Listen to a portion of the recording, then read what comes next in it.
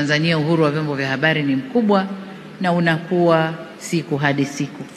Lakini kuwa na uhuru wa vyombo vya habari maana yake si kukosa uzalendo kwa nchi yako. Uhuru wa vyombo vya habari, zungumza, sema, chambua, lakini uzalendo uwepo. Hapa ndipo ulipozaliwa, hapa ndipo ulipotoka, hapa ndipo utakapomalizikia.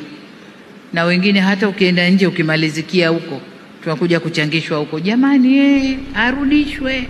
Wenzetu kule nje, zile habari ambazo wana hakika hizi zinaenda kulibomoa taifa lao, huzioni wala hazitoki. Lakini sisi huku wanataka kujua kila kitu kilicho kwetu, na wanaotumika ni waandishi wa habari hawa wa kwetu huku. Semeni kuna nini, sema kuna nini. Pengine kuna incentives ndogo ndogo tu zinazokufanya uandike na uwape. Ukija ukiona kwenye vyombo vingine vya habari, Al Jazeera kasema, BBC kasema, sijui nani kasema, unasema ni kazi yangu ile nimepeleka.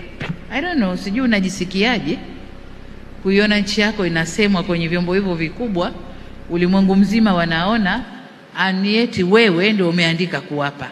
Sijui unajisikiaje.